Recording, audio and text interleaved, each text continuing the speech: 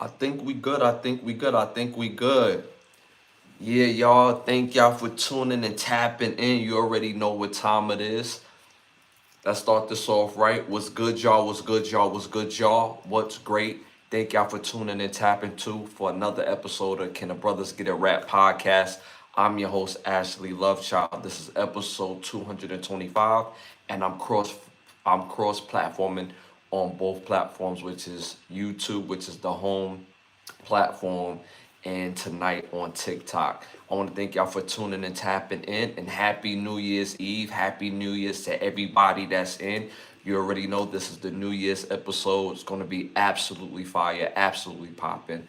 And again, shout out to both who are tuning and tapping in. Don't forget to hit them likes. Don't forget to hit them 100s in the chat. Show them hearts in the chat. It does help with the growth of the show. And again, I'm going to be looking at both cameras, obviously tonight for tonight's episode.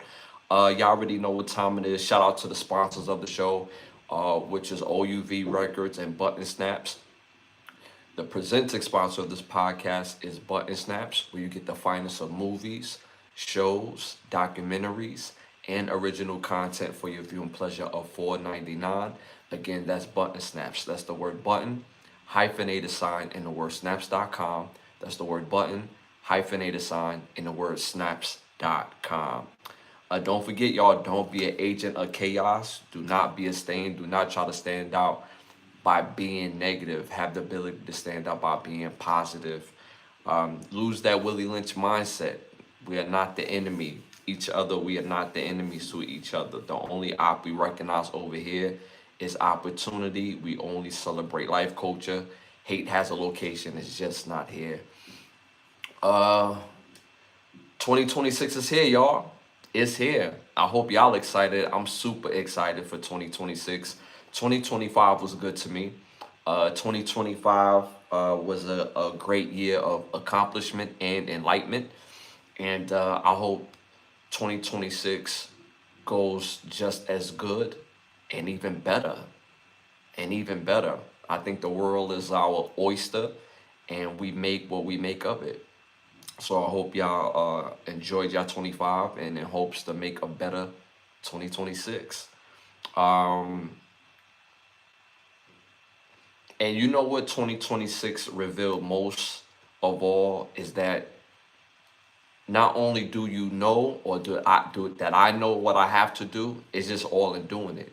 Imagine having a cheat code to doing something and the only thing you have to do is to actually get up and do it. So, 2025 revealed that the most to me, and 2026 is going to be just as popping. Shout out to the chat. I got the chat in here deep. Again, I'm cross-platforming both on TikTok and YouTube, but shout out to everybody that's in the chat. Shout out, I'm not gonna say everybody, but I'm gonna shout some of the people out that show a major love in the chat. Shout out to Winter Breeze. Appreciate you tapping in. Happy New Year's Eve. Shout out to King P in the building. Appreciate that. He just gifted 10 people in the chat with some memberships. Again, appreciate that. If you haven't already, hit that like, hit that subscribe, hit that share button, hit that all notification bell. I do pop up throughout the week. We're on every Wednesday, every Sunday at 10:30. And again, I appreciate that. Also got memberships available. Take advantage of the memberships. Different memberships are granted different access.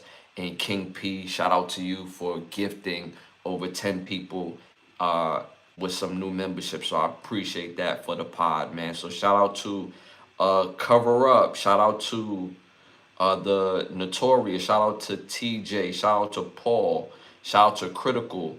Shout out to Frenchie. Shout out to Troll. Shout out to Winter Breeze. Shout out to Culture. Shout out to Ebony. Y'all always gifted with some membership, so some thank yous should be sent to King P. And again, thank you for supporting the pod. And man, we without y'all, man, the show, man, I'm telling you, we grow because of y'all. Shout out to Shay in the building. Appreciate you tapping in. Shout out to Hazel in the building. Appreciate you tapping in. And of course, Ebony in the building. All of y'all some badge holders now, holding them big badges. Y'all already know some of y'all some day one, so appreciate y'all for tuning and tapping in. All right, y'all. Yo, it's the New Year's Eve special. Again, I'm cross-platforming on both channels, whether it's TikTok or YouTube at Ashley Lovechild on YouTube. If you want to hop on the YouTube, and if you want to hop on the TikTok, I'm at Ashley Lovechild Mojo on TikTok. So either way is fine, as long as y'all, continue to show that love and support. Some announcements again. We got some new music on the way, and it's coming via exclusively through the OUV Records music app. So be on the lookout for that. The OUV Records app is still being developed, but I seen it and it's fire so far, and it's worth the wait. And I can't wait for y'all to hear this new music and see what's going on that app. It's going to give a better listening experience and a better visual experience while you're streaming, and you have access to merchandise and all types of cool things as well.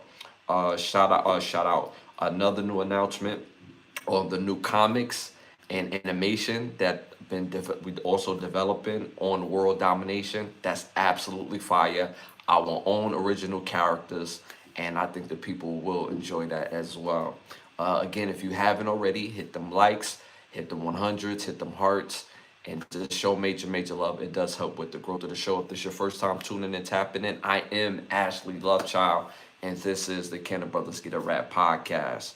Again, we're on every Wednesday and every Sunday. Let's get this show super duper started. First segment of the night, popular opinions. Y'all already know these are not my questions. These are the world questions. So stick to the answers in the questions New Year's Eve edition. Well, New Year's 2026. So remember, y'all, we are basically doing a membership-a-thon where our goal is 26 new members. We got over we're on the road to actually 20,000 subscribers. We're a little over 12. But again, there's also memberships that are available. And because we're going into 2026, we're looking for 26 new memberships. We are already at 10. So we're looking for 16 more new memberships as well. So that's the goal. 26, we got 10, looking for another 16. And I believe we'll hit it. Let's get this thing started, y'all. First segment of the night, popular opinions. Question one. Best video game on this list. And remember, y'all, this is from this year. So best video game on this list. Number 1, Madden 2026. Number 2, Ghost of Yati. Number 3, NBA 2K26. Number 4, College Football 26. Let me know what y'all think in the chat. Again, popular opinions, best video game of the year. Number 1, Madden 26. Number 2, Ghost of Yinti. Number 3, NBA 2K. Number 4, College Football 26. Let me know what y'all think about that in the chat. Shout out to my TikTok. Again, I'm cross-platforming both on TikTok and YouTube, so let me know what y'all think about that in the chat. All these games is fire. I had tons of fun playing all of these games. I probably played the most college football because college football is genuinely my favorite game in the whole wide world. I refused to buy a PS5 before they brought it back out. And when they did, I was on the day one, right? So college football is my favorite game ever. But I'm not going to lie, college football this year has kind of been a disappointment because of a lot of the bugs, the playing bugs. I know they straightened some of that out, but it's still not a complete game, and it felt very rushed this year. Madden 20, NBA 2K26, pretty good, but again, I don't know if it's just me, but NBA 2K hasn't got it right since I would say like 2018. Like that 2018 model, that was flawless. That was a great game to play on PS3 at the time. But I don't think that 2K has got the basketball game right since 2018. Ghost of Yinti, that's a fire game. You get to all the way popping on a Ghost of Yinty. Like for me, that's tons of fun right there. That's just me personally.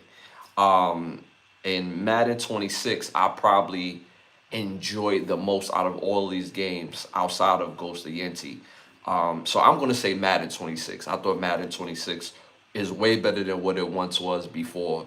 And you know, the only real problem I have with Madden 26 is that they don't do the updates on the players quick enough for me.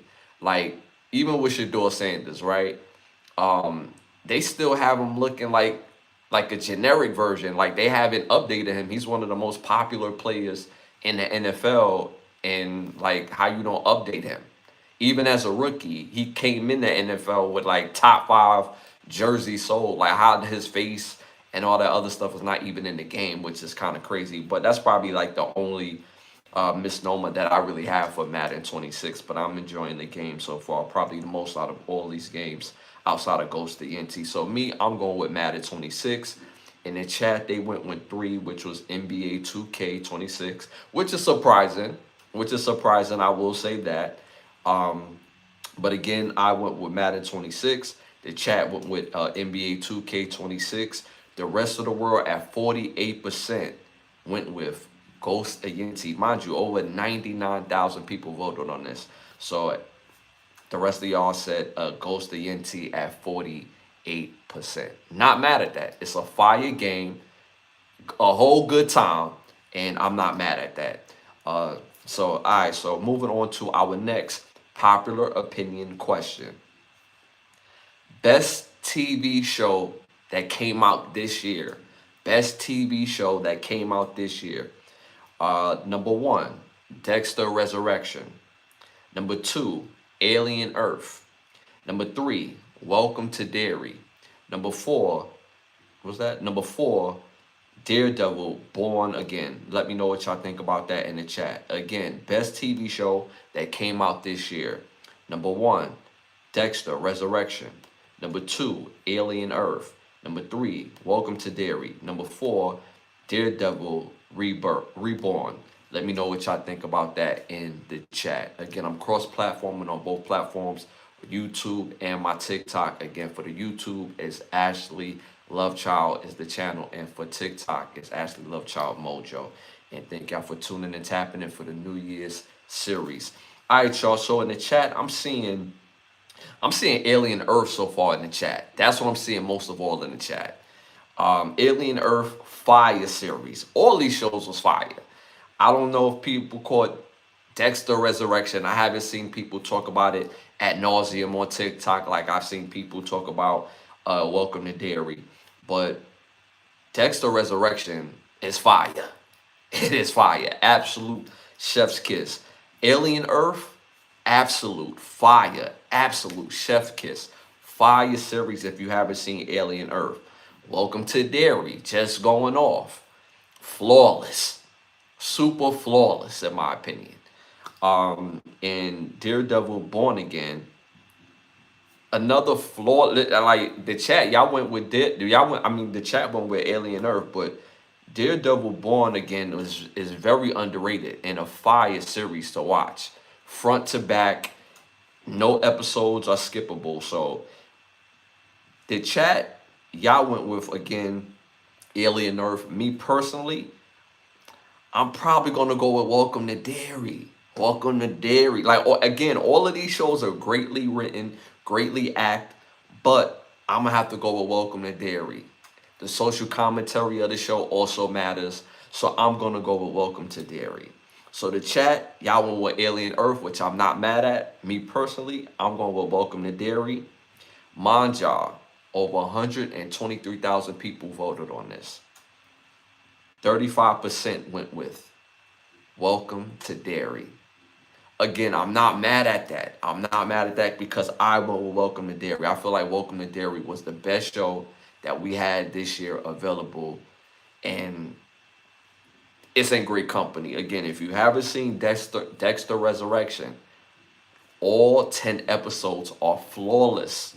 Flawless. The writing is probably some of the best that we've gotten out of Dexter probably since season 3.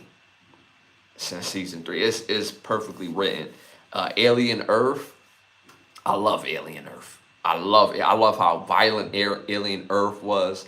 I also love how strategic it was on and basically informative on how many different alien forms and they all got beef. Like it was popping, and Daredevil was popping. But again, I agree with the rest of the world. Again, with Welcome to Dairy. And again, if this is your first time tuning and tapping in, it's the Cannon Brothers Get a Rap podcast, and I am your host Ashley Lovechild, and welcome to the New Year's Eve episode. All right, y'all. Moving on to our next popular opinion question. Best movie of this year.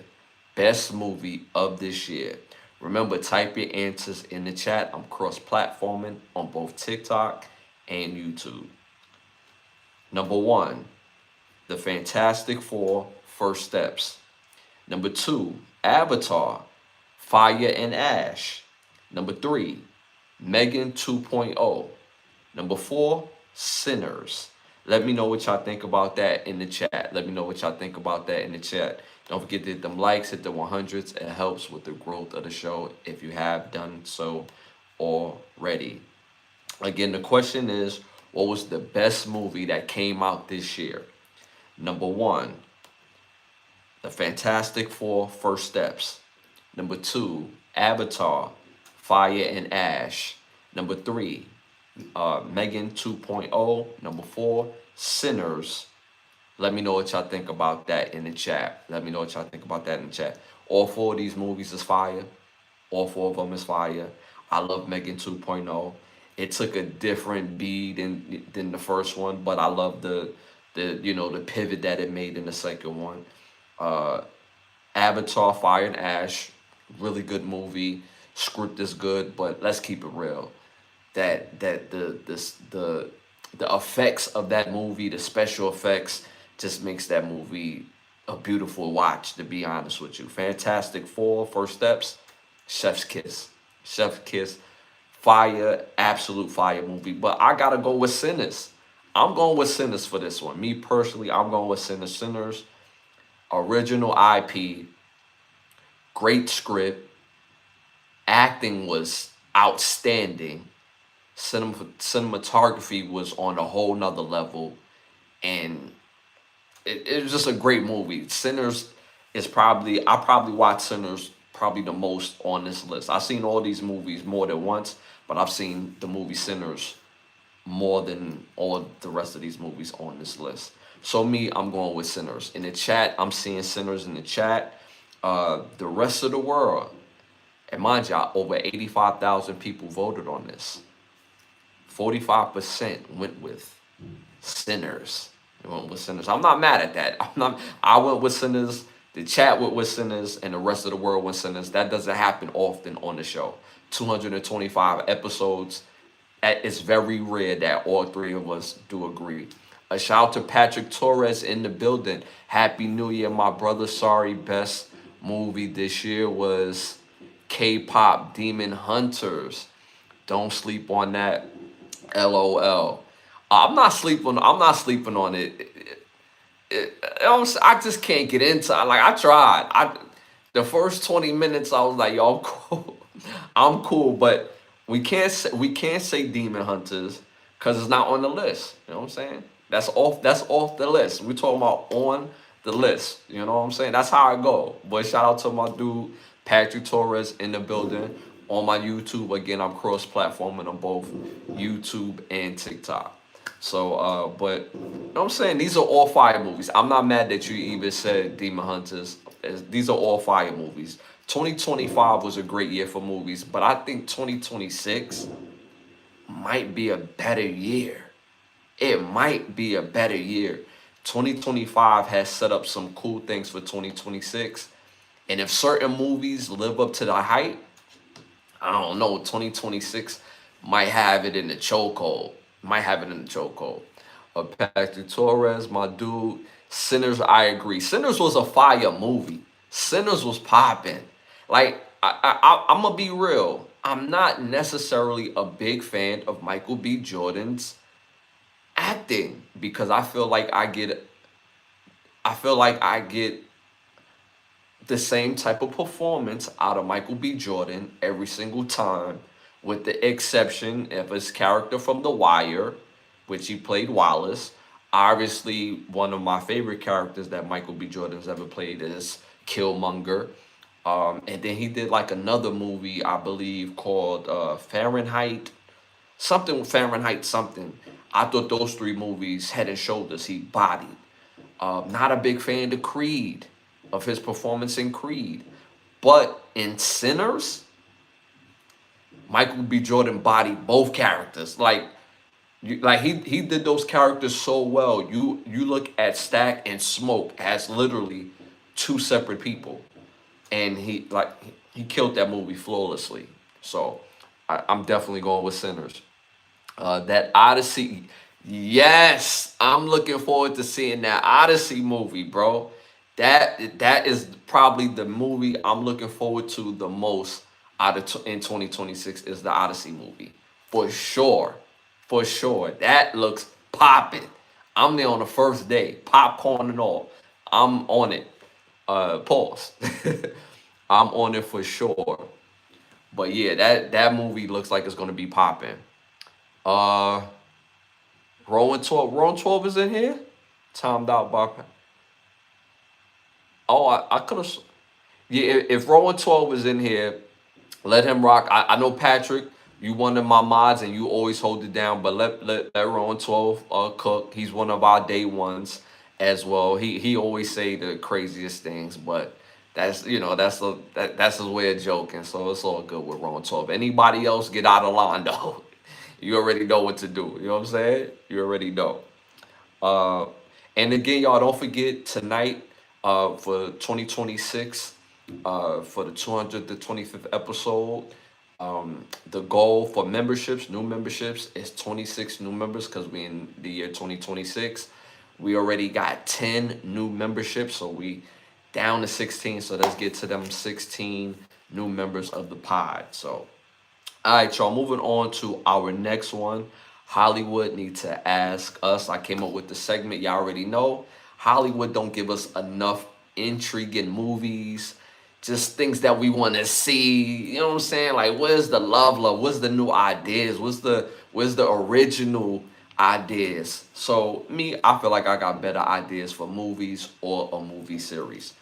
Me personally, I would love to see a movie based on the very first year when the ball dropped in New York City. And for those who don't know, it was actually 1907 was actually the first year the ball actually dropped. So it will be considered historic, drama, and thriller.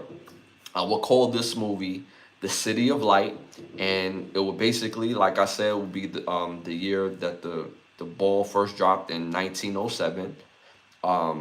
And why that year matters is because that year was left in a panic because the economy of 1907 was crazy.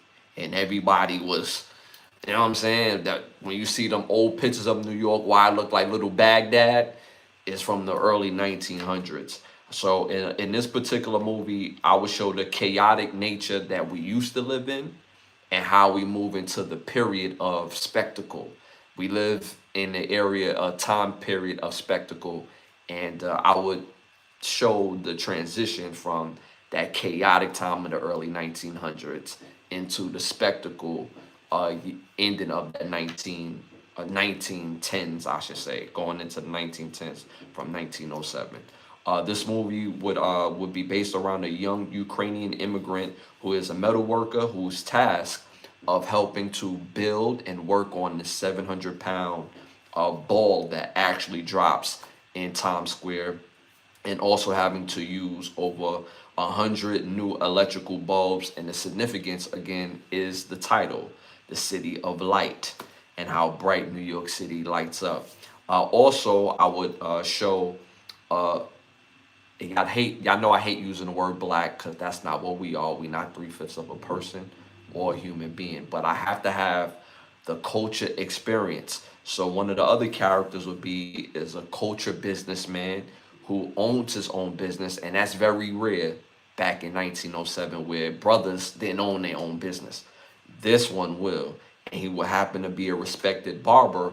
But the way he gets his power is because all the elites come through his barbershop, whether they're cultured or white, and they speak business talk. So he gets to sit in on all the business talk by shaving them up and all this, that, and the third, giving them haircuts, and he's able to use this information to his advantage and help grow the economy in his neighborhood and within the culture. So I think this movie would absolutely be fire. It would definitely be rated R. The foundational actors I would have for this movie would be Yuri Filipaco, Coleman Domingo, Michael Sahlberg, Nicole Ari Parker, and Sandra Bullock will be my principal actors. I think that would be absolute fire. My director, I'm going with Damien Chazelle. My art director, I'm going with Hannah Beecher. And I think this will be an excellent fire movie in the story to tell, and it will give the historic reference of New York City. And mind y'all, not too long ago, or not far before that, in 1898, before we get to 1907, in 1908 and in 1898 was actually the year that we established the five boroughs in New York City. So it has a whole lot of historical content, but also with these great actors, it's just going to be a fire movie and a dope story to tell. So I would love to see this movie being made. Again, it would be called The City of Light, and that's what be the movie. And that's my Hollywood Need to Ask Us for this episode. Again, I think that will absolutely be fire. Shout out to Rowan 12 in the building. We got Rowan 12 in the building. I want to see you in, yeah. Yo, you see what I'm saying, Patrick? That's why we let Rowan 12 do his thing, cause he's funny with it. He's the only person I let do that, cause he's one of our day ones. Rowan, why are you constantly making those remarks? Not funny, bro. Yeah, we let him rock because he's one of our day ones, and I know where his heart is at. You know what I'm saying? He not on that type of time. So, but anybody else, you already know, Pat. Anybody else, we get them up out of here. We get them up out of here. Shout out to Ebony, one of our other badge holders, big badge holders. This is probably the the best movie idea thus far. Excellent. I would watch first day. I appreciate that, Ebony. I appreciate that. I think that would be an absolute fire movie to see from its historic references, and again, the actors in this movie is outstanding. I mean, come on. So I think this will absolutely be fire as well. All right, y'all. Don't forget to hit them likes. Don't forget to hit them 100s. It does help with the growth of the show. And welcome to the New Year's Eve series for 2026. We're going into 2026, man. All right, y'all. Moving on to our next one, our must see. Y'all know I'm gonna give y'all 3 must see movies like I do each and every episode. Episode 225 is not gonna be any different. So my first must see movie came out in 1999, directed by Sidney Lumet. This movie stars Sharon Stone, Jean Luc Figueroa, George C. Scott, Jeremy Northam, Kathy Mahardy, Bonnie Bonnie Badella, and Mike Starr. This movie is called Gloria. Fire must see movie. This is a fire must see movie if you haven't seen it already. This movie is about a lady that just did 3 years in jail, coming home to her life, coming home to her boyfriend, and realizing that he didn't really have her back like that. And she stood tall. Come to find out that he was about to watch the rest of the movie. I won't spoil it for y'all. So make sure y'all tune and tap in to see Gloria. Second must-see movie came out in 2006, directed by Joe Bender. This movie stars Laurie Prepon, Charlene Hayes, Emil Jacobs, Fiona Manners, Misha Collins, Tanya Lamel, and Cole James. This movie is called Carla. This movie is one of the wildest depictions that I've seen on somebody. This movie is actually about a true story about a couple that was in Toronto that was abducting women, gaping them, and then murdering them. And one of the women happened to be one of the girl's sisters. Well, the lady, the wife, her actual little sister. And watching this movie, it blew my mind that this is what actually happened in real life. So this movie again is called Carla. It's a must see, and you could catch this on Tubi. It is a very, very informative movie. It's not for the weak-hearted. If you got a weak stomach, don't watch it, but it's a must-see movie. It is a must-see, and the fact that it's a real movie is what blew my mind the most. Again, it's called Carla. Our third must-see movie came out in 1984, old school movie. Great movie, though, directed by Francis Ford Coppola. This movie stars, listen to this cast: Richard Gere, Diane Lane, Nicolas Cage, Gregory Hines, Maurice Hines, Lorraine LaKey, Lawrence Fishburne, Bob Haskins, and James Romare. Y'all know James Romare for playing in Welcome to Derry. He plays the crazy general that let it go. But he's also in this movie as well. Fire movie. This movie is called The Cotton Club Encore. Fire must see movie. It's about that. The movie is about that time period where how things was running in the Cotton Club era, ragtime era, and it's a fire must see movie. And I won't spoil it for y'all, so make sure y'all tap in to see this movie. So my three must see movies again that y'all must tap into: number one, Gloria; number two, Carla; number three, The Cotton Club Encore. So make sure y'all tune and tap in to watch those movies. Shout out to Patrick, Diana Ross, rocking Times Square right now. Okay, got old school Diana Ross doing her thug dizzle. I love to see that. You know what I'm saying? Like, I love the fact that you even brought that up, is because we don't show enough respect to our legends. Like, I hate hearing somebody saying that they don't know who this person is or that person is. If it's within the culture, it's your business to know who it is. Simple and plain. If you it's kind of like low-key disrespectful that we don't know who our people is. We let other people tell us who's important to our culture.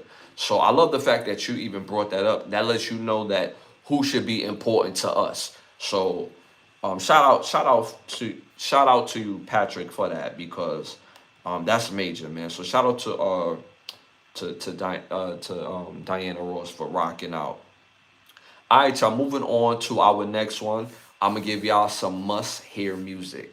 Whether it's new or old, whether it's hip-hop or R&B, I'm going to give y'all that fire. So my profile artist for tonight, make sure y'all put these three songs on y'all playlist. Number one, the featured artist is M.O.P. Y'all already know how I done. Y'all probably say, oh, because you from Brooklyn, you shouting out. Nah, man, M.O.P. is a legendary group, and put these three songs on your playlist, especially for my hip-hop heads. Number one is actually a Memphis Bleak song featuring M.O.P. It's called First, Last, and Only. Put that song on your playlist. Straight fire. Number two, Cold as Ice. Legendary song. Legendary song. And number three, How About Some Hardcore? Legendary song. So put those three songs on your playlist by M.O.P. Again, Memphis Bleak featuring M.O.P. First, Last, and Only. Number two, Cold as Ice. Number three, how about some hardcore? So put those 3 songs on y'all playlist. Um, Shout out to Patrick. Exactly, especially when so much music gets sampled from the oldies. That's a fact. So it's right. Speaking about the culture not knowing who our elder statesman is, like that to me, that's so disrespectful. When especially artists, they say, "Well, I don't know who Diana Ross is. I don't know who Ray Charles is. I don't know who. Uh, um, I don't know who. Damn." Uh, James Brown is. James Brown is one of the, if not one of the most sampled artists of all time. All artists, if they want to believe it or not, all got James Brown in them. Because the artist that you like and his music, he got James Brown in them. So there's no way you don't know who James Brown is. There's no way you don't know who Diana Ross is. Just because you're not from that era, that doesn't mean that you're not supposed to know who these people are. So I hate that when somebody gets in position and they like, oh, there goes such and such, there go Anita Baker. I don't know who that is. How you do music, how are you in the culture and you don't know who Anita Baker is? You feel what I'm saying? So I agree with you, Pat. Like that's crazy to me. That's crazy work. That's crazy work. All right, y'all, moving on to our next segment, our Send Them to Turkey segment. Y'all already know how this go. We send people to Turkey because they say and do crazy shit. And tonight ain't going to be no different. So y'all know the rules. Type in T to send them to Turkey. Type in N not to send them to Turkey.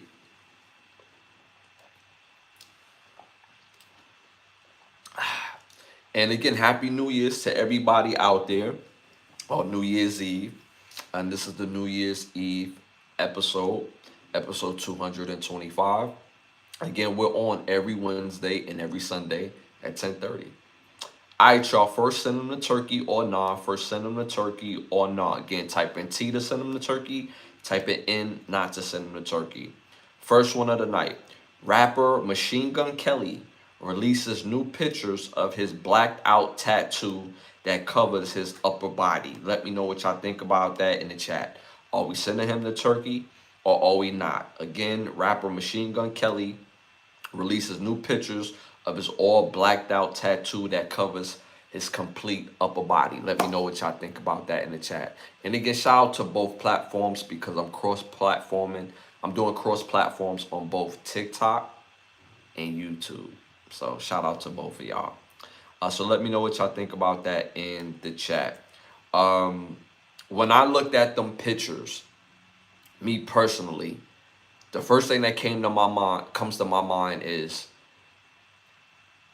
that looked like it hurt. That looked like something that was surgically done. I'm seeing a lot of artists. I'm seeing a lot of people who are really into tats on that level.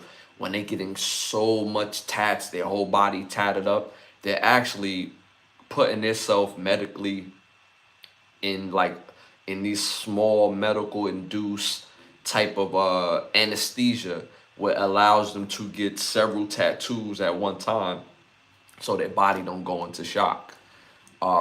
Me, I love tattoos, but I don't love it like that. I probably have maybe 3 tattoos, and it's all in one area, right?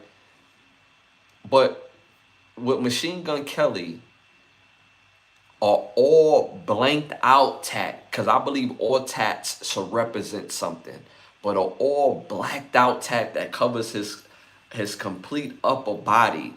To me, that says something a little bit more that's on a whole nother level of symbolic. Me personally, my tattoos represent different things in my life. On one of my tattoos, I got my brother and my daughter on my arm. Their name intersects like a cross because, those people they mean the world to me. As you see, my brother, he's in that picture right there, and he passed away, right? And he meant the world to me. And him and my daughter never got a chance to meet, so that's my way of keeping them connected, right? But so each of my tattoos means something. So when I look at Machine Gun Kelly, seeing him with all blanked out tat of covering his whole body, it makes me feel that he has some pain that he wants to blank out. Like, what is about his skin that is so imperfect that he has to get an all blacked out tattoo to cover his whole upper body. And for me, in my opinion, that fuels or that comes from trauma, comes from some sort of trauma. Feeling like whatever happened was his fault or something that he went through, he wants to cover up some sort of shame. That's what I think of when I seen the pictures of his tattoos. I mean, so me personally, if that's the aspect on it, I can't send him to Turkey if he's trying to cover up trauma. But if he's just doing that just because he loved tattoos, then I gotta send his ass all the way to Turkey because that's crazy to me. At the end of the day, we won't know for sure on why unless he really says it. But I think it's because he's trying to cover trauma. But I only could go with based on what's, you know, what he's showing it and that's as some sort of art. So I gotta send him to Turkey regarding that. Uh, Shout out to Ebony, I'm on it. Patrick Torres, wow.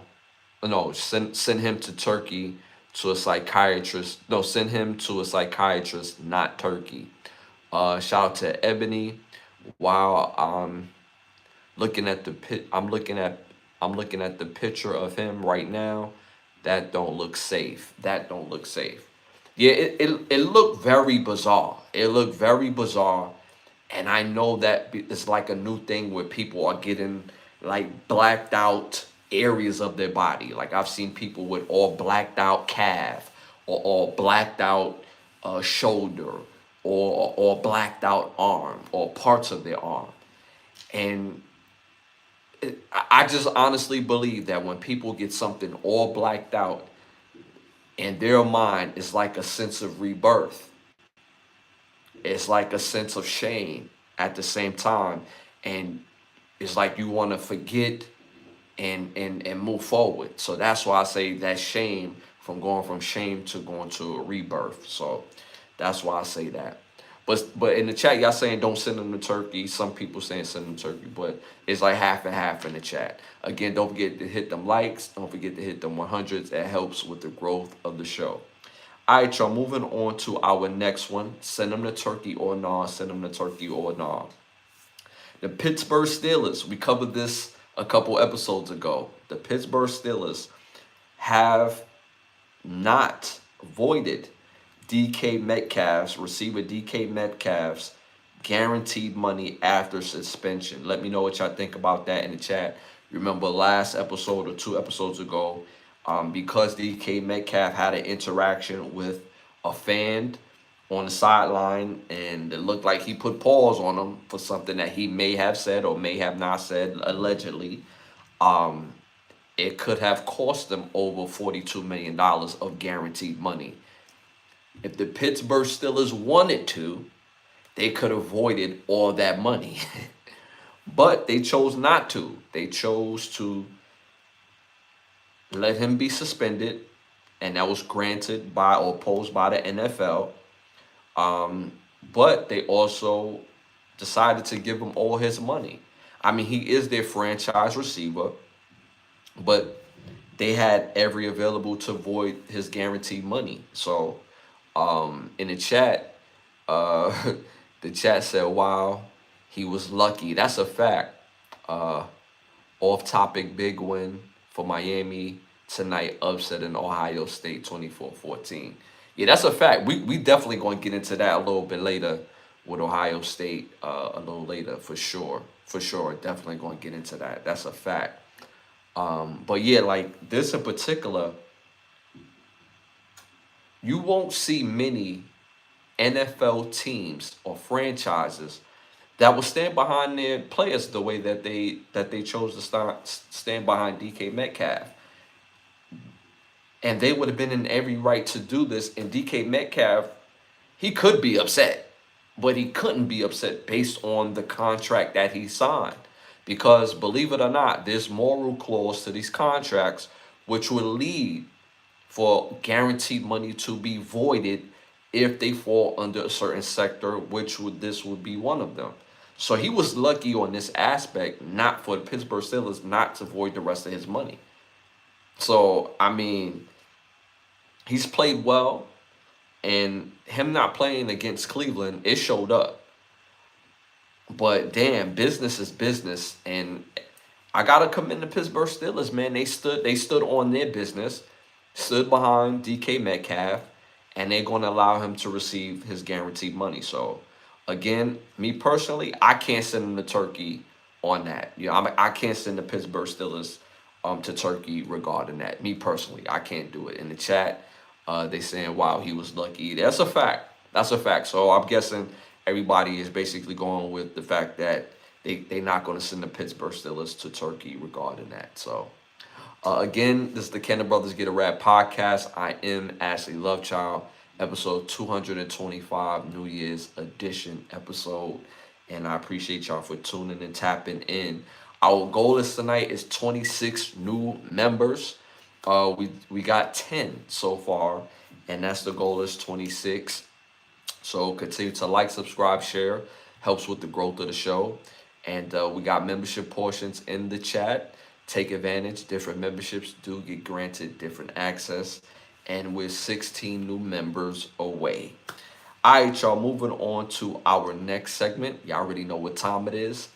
It's time to rap. This segment is brought to you by Button Snaps, where you get the finest of movies, shows, documentaries, and original content for your viewing pleasure of $4.99. Again, that's Button Snaps.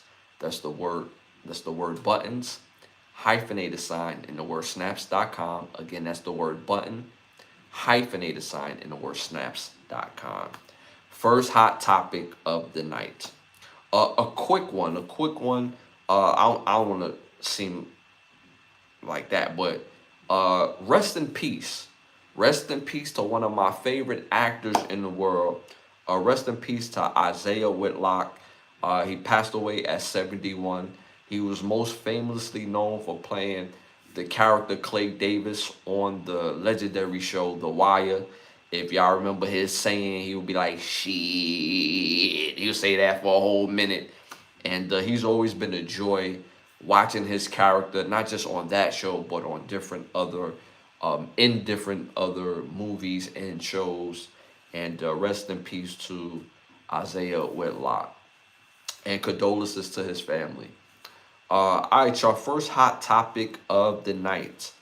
NFL star wide receiver Stephon Diggs, another wide receiver. Stephon Diggs is accused of strangulation by his former chef over a money dispute. This happened the alleged incident happened December 2nd. And he could face 5 years in prison if found guilty. Let me know what y'all think about that in the chat. Again, NFL star Stephon Diggs is accused of strangulation by his former chef over a money dispute. Again, the alleged incident happened December 2nd. And if he's found guilty, he could face up to 5 years in prison. Let me know what y'all think about that in the chat. Wow. Wow. Wow. Wow. Wow. Wow. Wow. Let's say this happened. His career is over with. It's a wrap. It's done. He was already a veteran artist who basically have a career. He's playing some of the best football he's played in his career. I believe Stephon Diggs had been in the league maybe about 7 to 8 years as of now. I could be wrong, but no more or less. And he's been a solid player and considerably a franchise receiver most of that time. If this happens to be true, his career is over with. It's over. These next 5 years is well into past his prime. And not just in his football career, it's going to take the rest of his life moving forward to rebuild his reputation. Not just in business, but also with women. That's not something you want to be known for as a man, is being somebody who, get into it with women like that. And I say this all the time. It take a lifetime to build your reputation. It take a moment to ruin it. So if this happened to be true, it's over. He's going to do his time. He's going to come out, live the rest of his life. He got children, and he has to find a way to put food on the table. And he has to find a way to rebuild his reputation. If this is not true, then I believe that this person should be not only countersued for defamation, but also go to jail for, what they call wrongful charges. We have to start violating people that bring up these trumped up charges because they're in their feelings or they feel a type of way. So now I'm gonna get charges on you because you're famous. So this gonna work hand in hand. So if he's not guilty, if he's not a person who's if he's not guilty of this, I believe that she should have to face some consequences as well, especially if he has receipts to prove his innocence. Now, if he doesn't and is found guilty, it's over. So that's what I believe regarding that. Shout out to Patrick. And on top of that, his brother on the Cowboys got released. Yeah, I've seen that. I've seen that. Yes, the brother on the Cowboys just got released. But I also seen him get picked up by the Packers as well. I'm not sure if that's true or not true so far, but those were reports that I seen that he was picked up from the Packers. And I believe that it was some sort of miscommunication with the coaches all year long. And then there was a game that happened recently that he wanted to stay and not travel back with the team because he was basically in the city he was going to end up in anyway. And that was probably the straw that broke the camel's back when it came to the Cowboys. So there's a minute left, so that the ball is about to officially drop, and we're officially about to be in 2026. So be on the lookout for that as well too. All right, y'all, moving on to our next hot topic. Well, before we go on to the next hot topic, let's let the ball drop real quick for 2026. Happy New Year's, everybody. Happy New Year's, Happy New Year's, Happy New Year's, everybody. Again, hit that in the chat. Happy New Year's. Hit them hearts, hit them 100s. Appreciate y'all for tuning and tapping in. Rest in peace to 2025, a year for greatness. 2026 is going to be even better. And some people say, well, everybody says that every year. You have to say that. You have to look forward to the new year. You have to. 2026 is going to be even better. So hit them likes, hit the 100s in the chat. And Happy New Year to everybody in the chat, man. Showing major, major love, man. Happy New Year's. It's going crazy. I live in Orlando, even though I'm from Brooklyn. And they going crazy outside. I mean, the fireworks is a whole nother level, on a whole nother level in Florida. It's cold out here too. It's cold right now. But outside is crazy right now. Fireworks galore. Y'all thought with Mickey and Minnie outside for Disney is popping. New Year's is crazy when in Orlando for New Year's. So shout out to everybody. Happy New Year's to everybody. Major, major love and respect. Again, I'm cross-platforming tonight on both YouTube and TikTok. So thanks again for showing that major, major love, y'all. All right, y'all. Moving on to our next hot topic. Damon Dash, back in the news. Damon Dash Films. Mind you, he owns a filming company. So Damon Dash Films sells for only $100 at auction as the creditors swarm to settle his offset of $1 million that he owes in a defamation suit. Excuse me, in a defamation suit. The new owner of Damon Dash Films, Mike Mustaker, CEO of Muddy Water Motion Pictures, won the bid.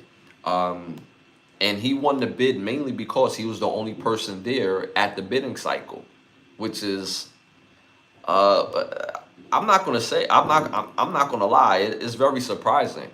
It's very surprising that Damon Dash Pictures or Dame Dash Filming didn't have more suitors to buy Damon Dash films. Damon Dash has quality movies. Damon Dash has a way of making quality films, whether they're hood classics or whatever the case may be. But to only sell for $100, I think it's a form of humiliation. I would not be surprised if there was an orchestrated attack to obviously buy it lower and then to sell it to the person who's eventually going to like seriously buy it to make a real profit, because there's ways of doing that in business. So what that means is somebody could buy it for $100, which somebody did, and not only that, sell it to somebody else for 100,000, right? Only for the humiliation factor to say that it only sold for $100, which is kind of, it's kind of sad. It's kind of sad. Damon Dash as a person has meant so much to the culture. A shout out to CC in the build. Appreciate you for tapping in, my dude. What's good, brother? Appreciate you for tuning and tapping in. Happy New Year's to you. We in 2026. Remember, y'all, we on the road to 20,000 subscribers.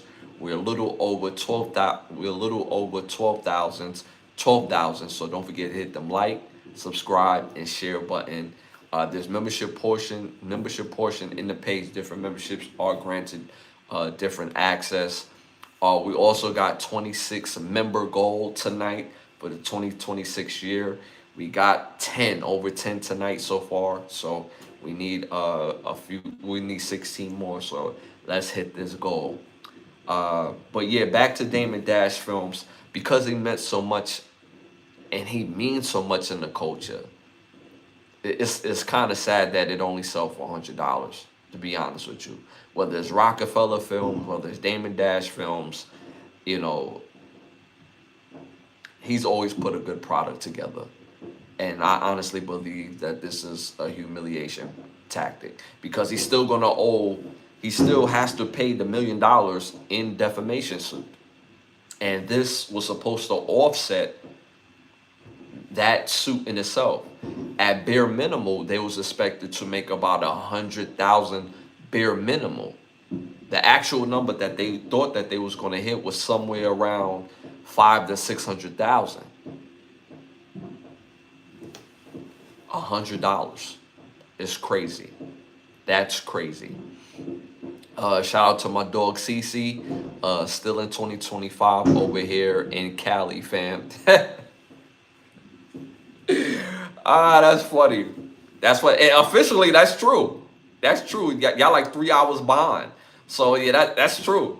That's a fact. That's a fact. West Coast, I think they about 3 hours behind. I know Cali's 3 hours behind. Places like New Orleans, I believe, is like an hour behind us. So yeah, it is still 2025 in Cali for you. Shout out to my TikTok again with cross-platform. And again, y'all, if you have already, do it once again. Hit them likes, hit them hearts, hit them 100s in the chat. It helps with the growth of the show.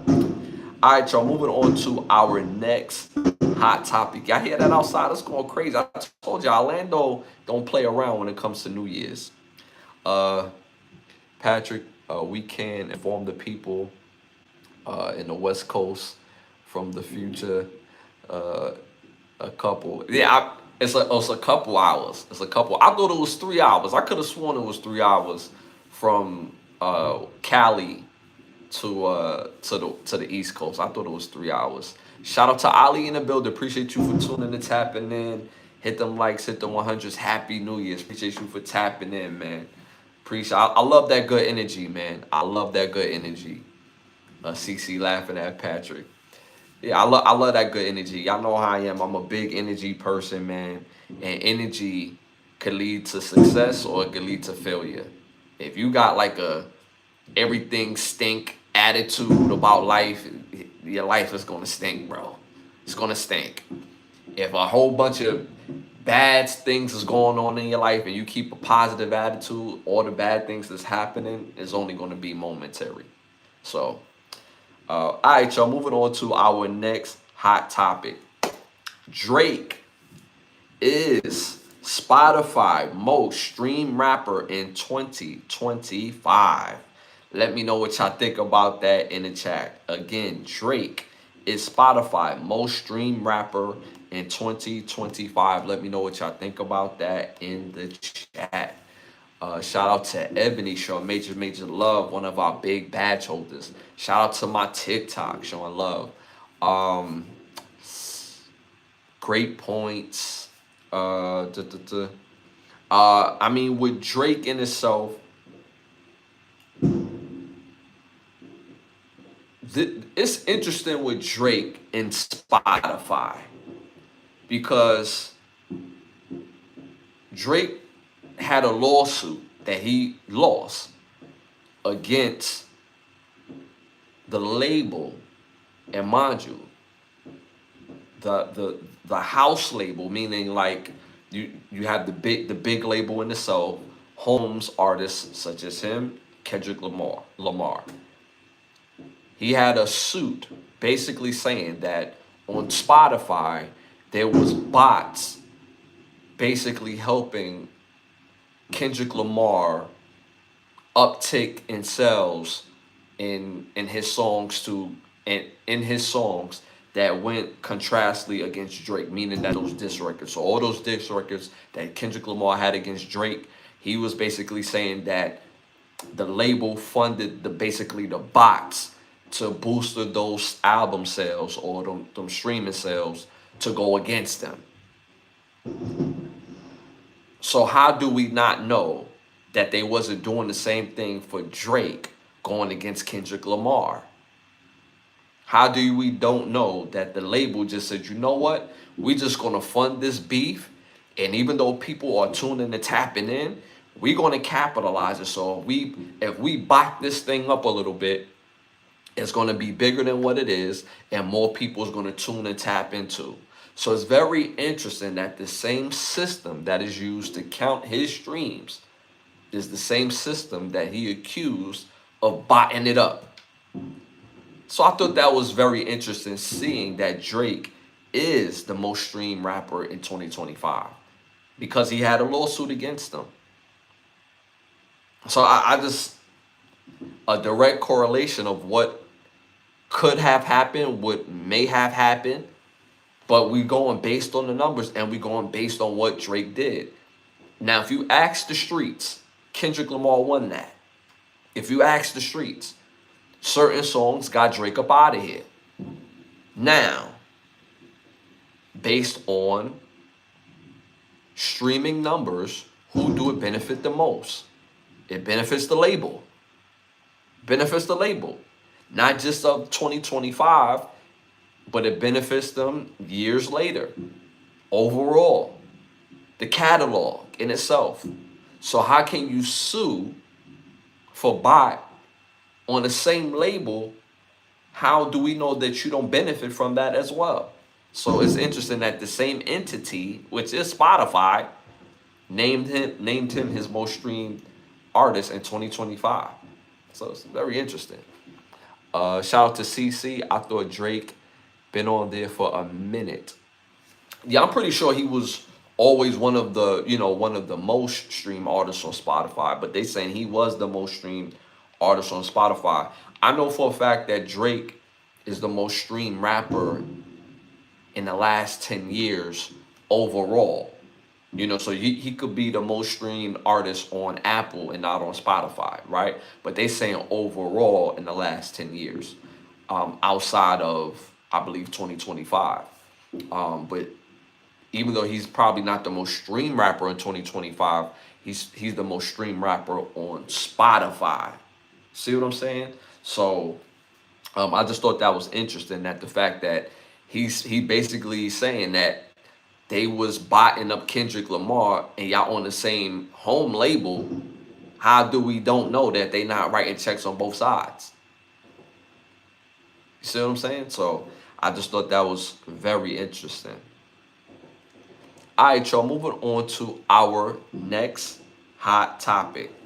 Arnold Schwarzenegger is set to return as Dutch, his character Dutch, in the Predator franchise. Let me know what y'all think about that in the chat. I'm gonna give y'all a second to let me know what y'all think about that in the chat. I'm cross platforming tonight, both YouTube and Spotify. On my YouTube, it's Ashley Lovechild, and I said Spotify. Got Spotify on my mind. Both YouTube and TikTok. YouTube is Ashley Lovechild, and on my TikTok it's Ashley Lovechild Mojo.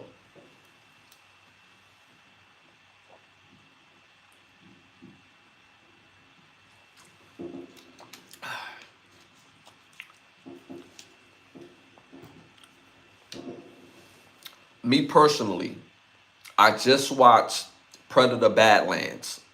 Fire movie. Fire movie. Could have been a little bit better, but it was a fire movie. I'm not going to spoil it for anybody, but fire movie. Based on Alien Earth and how they're basically going deeper into the different types of alien that they had on at Alien Earth. I'm loving the fact that on Predator Badlands, they basically did that for Predator. And it was interesting to see who was running the ship and running the show. With that being said, with Arnold Schwarzenegger's character, his character alone in the very first Predator was iconic. If you've never seen the very first Predator movie, it's an iconic movie, a great watch still to this day. They do have some 80s tropes in that movie though, which is quite hilarious. Like the OD strong five between him and Carl Weathers. For most people who don't know who Carl Weathers, the actor, is, y'all know who Apollo Creed is. That's Carl Weathers. So they had a scene where they give the ultra strong dap, where they showing both of their biceps and the muscles for no reason. That's all 80s machismo stuff right there. You know what I'm saying? But the fact that they are revising his role and bringing him back, I love it. I love it. They mixing the old school with the new school. The only thing that I hope them bringing back Arnold Schwarzenegger, I want to see Arnold Schwarzenegger do realistic old man shit. I don't want to see Arnold Schwarzenegger in a movie in 2026 running and jumping, bro. That's not what men his age do. I believe Arnold Schwarzenegger is probably like in his 70s, bro. And he's still in good shape, right? But what 70-year-old man is still running around scrapping with a predator? Something that's outside of this realm. Like, where we do that at? I want him to be strategic on how to catch the predator or the alien or whatever they're going to do with his role. I don't want to see him scrapping, going blow for blow with the predator. I don't want to see all that. So I because of the nostalgia of his role, I think it's going to make it work if they work it in like that. If they do something other than that, if they want him to be the action star, count me out. Count me out. I'm gonna sit this one out. But if they make it very strategic, very smart, him as the planner, the strategic guy who comes up with the plan to catch the predator, cool. If y'all need him to scrappy do, nah, that's not believable. That's not believable. I just won't believe that a 70-year-old man is out here still trying to get it shaky.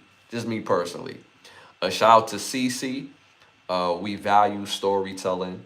Today's movie, I feel like low-key makes that blurry. Ooh. It depends how they do it. It depends how they do it. Like, they even have an animation of the Predator. I can't think of the name, but it was fire though. It was fire. And then when you see Badlands, so I believe it's how they tell the story. So if they tell the story the right way, it could work. If they make it, like I said, him trying to scrappy dude, nah, it ain't gonna work. But again, I like the fact that they bringing him back. But the art of storytelling, he got to have some good plot armor for this movie. Me personally, so I like the fact they're going to bring him back, but how they do it remains to be seen, right? Again, shout out to both platforms, TikTok and YouTube, cross-platform, and that's why I keep looking back and forth at both cameras. All right, y'all, moving on to our next hot topic. Artist Benzino and Bobby V denies same-sex claim or same-sex relationship and is suing Benzino's ex-girlfriend, Althea, for making social media claims for defamation. The ex, Althea, I believe her name is Althea Hart to be exact, she had made claims through social media that her ex, Benzino, and the artist Bobby Valentino was in the same sex relationship. Let me know what y'all think about that in the chat. Let me know what y'all think about that in the chat. Don't forget to hit them likes, hit the 100s. It helps with the growth of the show. And we're on the road to 20,000 subscribers. We're a little over 12. So don't forget to hit that all notification bell. I do pop up throughout the week. We're on every Sunday and every Wednesday. So let me know what y'all think about that in the chat. Shout out to Ebony in the building. I don't blame them. I have to agree with you, Ebony. I don't blame them. Like we in 2026, y'all. 2025 for my people on the West Coast. But we in 2026. Being in a same-sex relationship, that's not something that people are ashamed of, or you're not going to have some sort of guilt or shame over people's head in same-sex relationships in 2026. Now, if this was 1996, if this was 2006, it would have been a problem, right? So I say that to say this: if they would just come out and say it. They would just come out and say it. Now, who makes the claims? It matters too, because when it's somebody from your past and the way how y'all ended is not amicable, that matters too. So her saying this, she could have just been saying this to shame him, because that's like a thing now where people say things to shame even though it's not true. You can't say stuff, put things out there if that person is not engaging in that lifestyle. And because they are suing her, I hope they win if they not living this lifestyle. If they have a same-sex lifestyle, then I would think they would just come out and say it, because they don't lose any cool points for not saying it. Like I mean this in all respect. Benzino has contributed to the state of hip hop. Without him, there wouldn't have been, the 5 mics. It wouldn't have been the five mics in oh my God, my God. He's had several magazines, but his biggest magazine, oh my God. I hate that I'm flubbing right now. Benzino magazine. I'm all about the cultures. It's just when I'm on live, I forget certain things. That's all. But Source, we wouldn't have had the Source.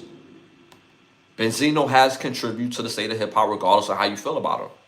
Without him, we wouldn't have had the Source. We wouldn't have had the 5 mics. Bobby V or Bobby Valentino has contributed to the state of R&B. I remember 2006 when he first came out, he had one of the hottest R&B albums out.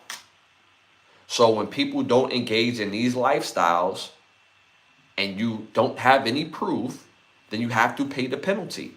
Simple and plain. You have to pay the penalty. So I'm glad that they doing it if they not living that lifestyle. Now, if they live in that lifestyle, just come out and say it. But these are claims that's being made by somebody who's no longer with one of the people. These claims are made by Benzino's ex-girlfriend. I'm not sure if they was ever married, but I know they was together for a period of time, but this was made by ex-girlfriend. And most times when ex-girlfriends are exes and it doesn't end properly or amicably, and there's a history of uh, toxic behavior, they will say things out of pocket, out of frame, and out of feeling that is not true. So if these claims are not true, I don't know Benzino personally. I don't know Bobby V personally. I know people that do know them personally. I've never heard that rumor to either one of them. Never. Bobby Valentino or Bobby V, we have similar circles. I know people that's in his circle that I grew up with, straight from Brooklyn. I've seen Bobby V pull up to Brooklyn, in my old neighborhood, Church Avenue. I've seen that. And the people in that area, in that neighborhood, don't engage in that behavior. How do I know this? Because the people that he knows, I know since we was kids. Since we was kids. And somebody will say, well, you probably you can't always know what people do, this, that, and the third. You know when somebody engages in same-sex activities. You know that. The person that he knows doesn't engage in that behavior. Now, some people will say, well, just because he don't engage in that behavior, how you know Bobby V don't? I don't know for sure. I don't know for sure if Bobby V don't, but I'm going to say that he does it.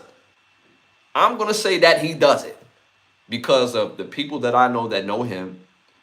The people that I don't know that know him never have had that to be said about him ever at all. Same thing with Benzino. I know people that actually know Benzino.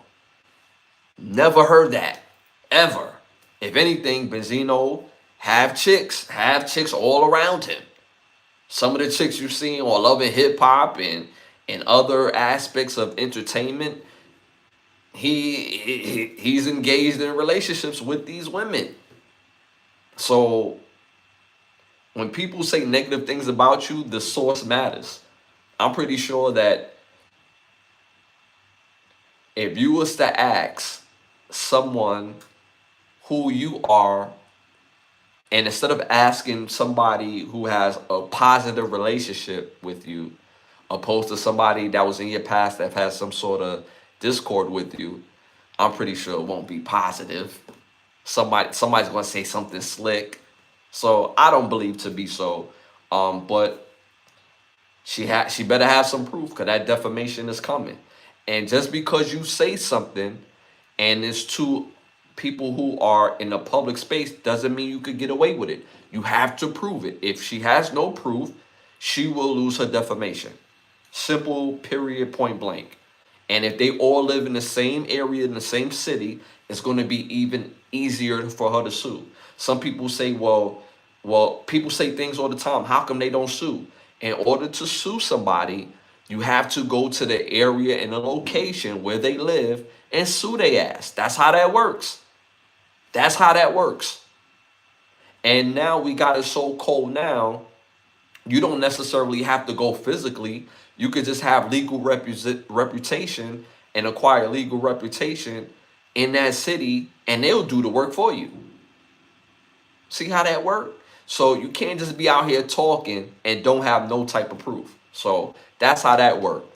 Shout out to my dog Vic in the building. Happy New Year's. Appreciate you, my dude, for tuning and tapping in, man. He said nobody's business. Double XL. Now he had the source. He had the source awards. He had the source award. Like a lot of people don't like to give Benzino his credit. I know he's been on social media for the past few years, and it looked like he's going through a lot of personal battles. I know he went through some financial battles that he had made, public and things of that nature. But you can't dispute his contribution to hip hop. You can't dispute that. The Source Awards was a space and place for people to feel important that was in the culture, that was doing music at a high level. And those the five mics, in order for you to get them 5 mics, to get stamped them 5 mics was everything at one point in time. If you got 3 mics, it was like, whoa, whoa, whoa, why I got 3 mics, bro? I should get the 5. So again, Benzino's contribution to hip hop is documented, and it can't be shook regardless on what he does. He's a legend in the game, regardless of how you feel about it. All right, y'all, moving on to our next hot topic. Former NFL running back Reggie Bush has paid his married mistress $3 million to have an abortion, and she took the money and had the baby anyway. Let me know what y'all think about that in the chat. Again, former NFL running back Reggie Bush paid his married mistress $3 million to have an abortion. She took the money and had the baby anyway. Let me know what y'all think about that in the chat. Shout out to my TikTok. Shout out to my YouTube.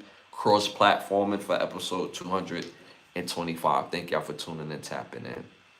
Let me know what y'all think about that in the chat. Me personally, when I look at this story, this was an idiot move. This was an idiot move. I have to be honest. I'm just saying, I never knew it cost $3 million to abort a baby. I never knew that. I don't know which clinic charges $3 million to abort children.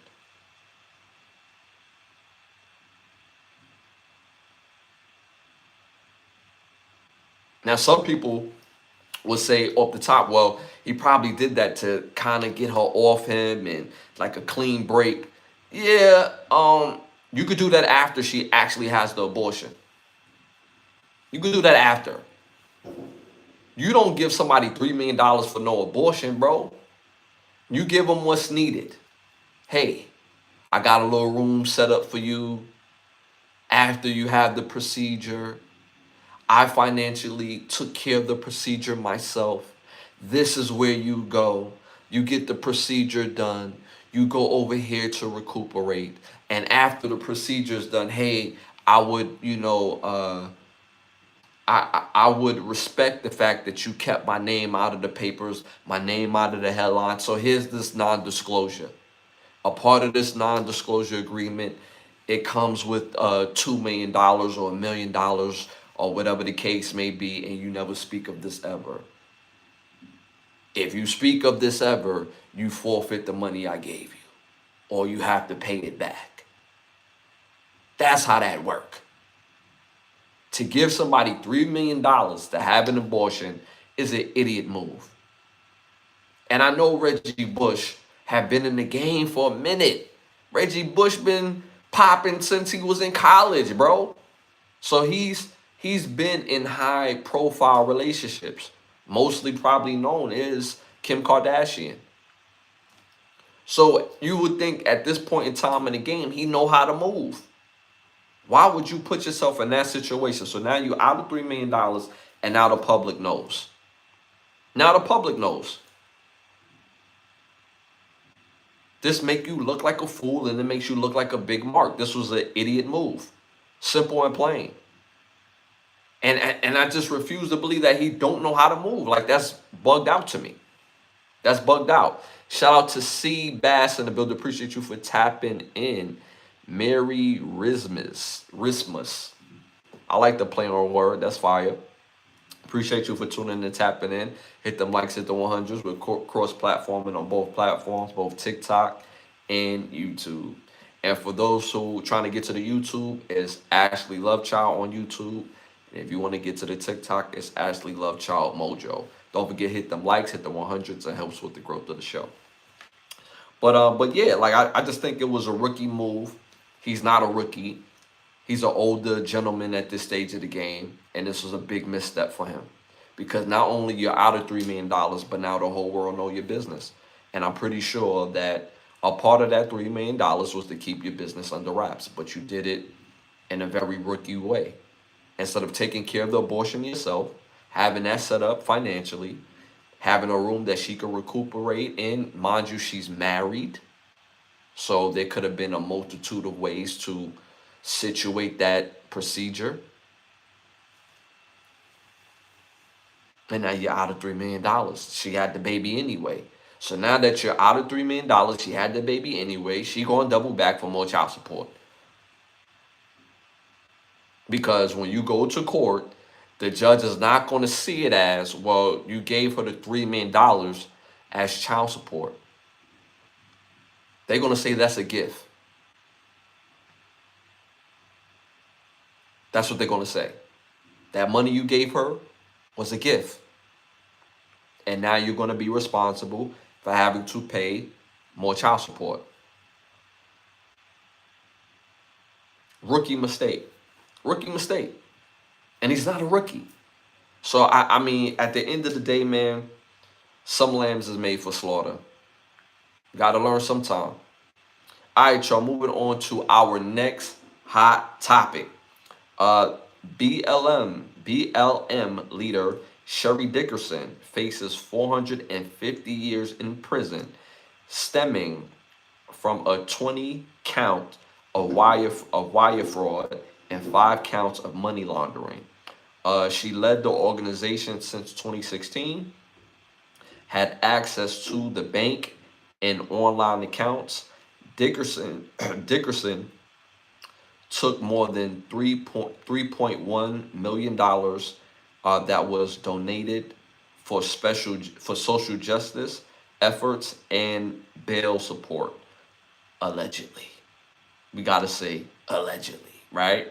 But this is what this is what she's looking at, and if she's found guilty, she's looking possibility of facing 450 years in prison. Let me know what y'all think about that in the chat. I remember when BLM came out, and I love the fact that it felt like there was a power structure that was trying to help people, and people who was vastly funded in basically in the Justice Department. People who are going through these crazy court cases, trumped up charges. They didn't have access to the proper funds, proper lawyers in their respectable area, city, state, town. So I love the fact, or what I thought it was going to represent in the beginning. But slowly but surely, we start seeing cracks in the armor of BLM. It became something more of, in my opinion, of a cash grab. Because when they say, oh, we're going to put 20 million towards for bail support. 1 + 1 = 2. It's for bail support. But when they said we're going to put 20 million into BLM, what does that mean? Excuse me. Is that for bail support? Is that for helping people get the proper lawyers? Is that for family support while the family is in transition where they may be losing their main provider for the family? What does that mean? So when they start giving more of these general terms of BLM, and things was not getting done, and things were not happening for the betterment of the community, but you had 1 or 2 people that it would help, and it made it seem like it was a much bigger thing going on in the background. When you start seeing people who's the face, is excuse me, and shortly they started moving away from the BLL movement. Only confirmed on how shaky that it felt like it was to me personally. Shout out to Vic. I heard Florida is cold right now. It's freezing right now. That's why I'm coughing a little bit. I got a little cough, a little something. But it's freezing right now. It's real out there. But they going crazy outside. It's party central outside. But let me know what y'all think about that in the chat. I mean, like I said, it just didn't feel like BLM was really down for the culture. And some people may jump in and try to defend it. I got all the smoke for those people. Because all we're seeing is the facts on what happened. Some people say, well, they was under attack by the government, but if you're housing resources, when you house resources, you also house protection. The only time the outside functions could even attack an entity, not a person, but an entity such as BLM, is when they make it about themselves, when they make it an individual base, when they don't take care of the proper or don't have the proper structure to take care of the proper resources. And this is alleged that this person had access to over $3.1 million just on her own, whether it was online accounts or whether actually going to the bank and having the ability to launder countless of money. So when you have that going on, and when you're alleged, then your structure is not built on solid ground. Then you didn't do the proper things to procure protection based on the money that you're garnering. Any entity that gets millions of dollars in funding for a bigger purpose garners protection based on its structure. So anybody that has any positive for BLM regarding what I'm saying based on the actual charges, I got even more smoke. Ask for it, I give to you too. But this is what it is at this point in time. Where's the protection? There is none. And it felt like a cash grab. So so that's what it is right now for Sherry Dickerson, facing up to 450 years if convicted. All right, y'all. Moving on to our next hot topic. We got some picks in, man. We got some picks in, man. My pick six is in. College football picks is in. NFL picks is in. My picks is in. First game I'm calling number 5 Oregon versus number 4 Texas Tech. This game could go either way. This excuse me, whoop. This game could definitely go either way. Originally, I was going to go with Texas Tech to win this game, but I'm gonna have to go with Oregon. I think Oregon will get this game. Oregon has been more physical throughout the year. They beat a very good James Madison team, and I feel sorry for James Madison because their whole team, or their most outstanding players, have all jumped into the transfer portal. Transfer portal is crazy right now. Um, I think Oregon is going to win this game. They're going to get this game. So I got Oregon beating Texas Tech. Texas Tech is good defensively as well. They're very physical. But I think Oregon probably has the better class of athletes, and they're going to win this game. Next game I'm calling number 9 Bama versus number 1 Indy. Y'all know I've been all in on Bama, all in on Alabama all year this year. Y'all know Michigan's my team, but as far as the picks, y'all know what I mean, right? But I have to be honest. Alabama didn't look good against Georgia the second time around. They beat Georgia the first time around. They didn't look good the second time around, and it showed chinks in their armor. And I think Indiana gets them out of there. I think Indiana is the better team overall. Both sides of the ball, offense and defense. They play very good special teams. I believe Mendoza's going to play a great game. I think Ty Simpson is going to play a great game for Bama as well. But I think Indiana will not find ways to beat themselves. So I have Indiana beating Bama. Next game I'm calling number 6 Ole Miss versus number 3 Georgia. Flat out, I got Georgia winning this game. Georgia has looked good all year long. Outside of the loss they had against Bama, but they did redeem themselves later on. But I got Georgia winning this game. So my picks for college football. Again, I got Oregon beating Texas Tech, Indiana beating Bama, Georgia beating Ole Miss. Moving on to my NFL, my pick 6. So the first game I'm calling, I got the Panthers versus the Bucks versus the Buccaneers. I got the Panthers winning this game. And it's crazy to say because Tampa Bay looked like they was for sure going to win at least 11 to 12 games this year. For sure. And the Panthers look like one of the worst teams in the NFL. Now, the Panthers look like one of the best teams in the NFC. So I got the Panthers winning this game. I think they will beat the Buccaneers this weekend. Next game I'm calling 49ers versus the Seahawks. Y'all know how I feel about them Seahawks. Them Seahawks look damn good. Look damn good. Sam Darnold, upper echelon of mediocre. Upper echelon of mediocre. If he plays well, they win. If he plays terrible, they lose. This game, I think Sam Darnold plays good, but I think they still lose because I believe the 49ers is playing just as good. And Brock Purdy is the X factor, and I trust Brock Purdy more than I do Sam Darnold in this game. So I have the 49ers beating the Seahawks in this game. Next game I'm calling Falcons versus the Saints. I would have never thought at this part of the year that the Saints and the Falcons would be a good game. Earlier this year, both teams looked very shaky. But both teams have found their footing a little bit, and both teams are very competitive. This will be a very competitive game. This game will probably end up, I would say, 28-24. And this is going to be a very good game. But I have to go with the Falcons winning this game. I think the Falcons is the better team.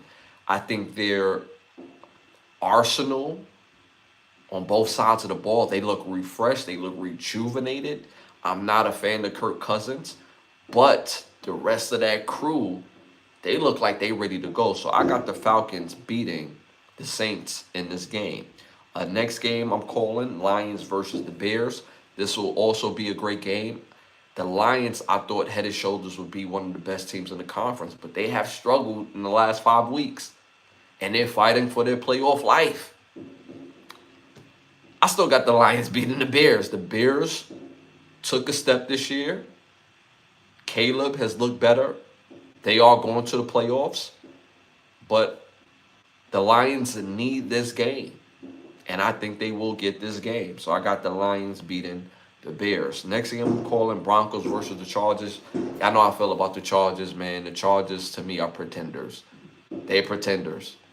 They'll get you all the way to, and then it's a letdown.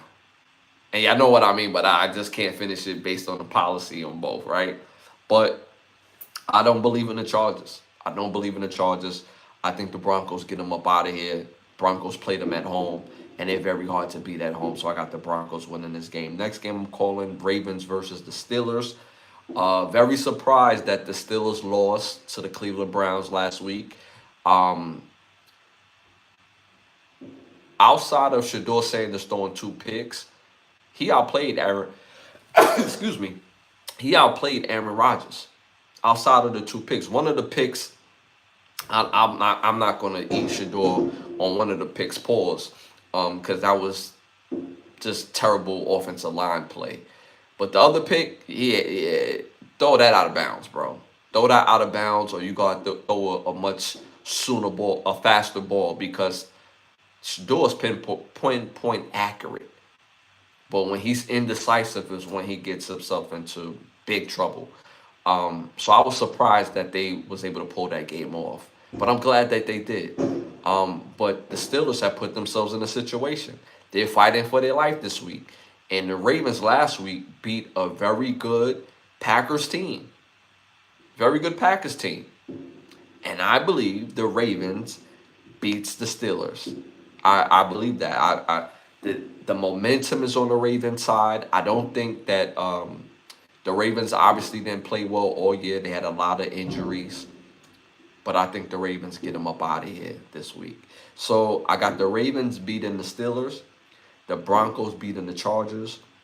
The Lions beating the Bears. Falcons beating the Saints. 49ers beating the Seahawks. And the Panthers beating the Bucks. So that's my pick 6 for the NFL and my picks for college football. Somebody brought it up early. I can't remember who brought it up. Let me shout out the chat real quick. I'm forgetting the chat. Shout out to the chat. Shout out to Patrick. I agree with the college picks. Shout out to Ike Love in the building. Appreciate you for tapping in. My Bang Bang Nana gang, go crazy. It's in Detroit or Chicago. That game, it's in Chicago. That's in Chicago. But Detroit is a cold weather city, so the weather is not going to affect them, in my opinion. You know, it's get brick ass in Detroit too. Matter of fact, Detroit is probably colder than Chicago, if not it's colder because they're closer to Lake Erie. Yeah, so it's going to be cold. It's going to be cold. But it's going to be a good game either way. Going to be a good game. Shout out to Ike Love. Again, y'all, we on the road to 20,000 subscribers. We're a little over 12. So again, hit them like, subscribe, share button, hit that all notification bell. I do pop up throughout the week. Take advantage of our membership portion. Different memberships are granted different access because we in 2026. The goal is 26 new members for the night. We got 10, so we looking for 16 to hit our goal. So if you haven't gotten membership yet, you know, help us get to our goal. It helps with the growth of the show.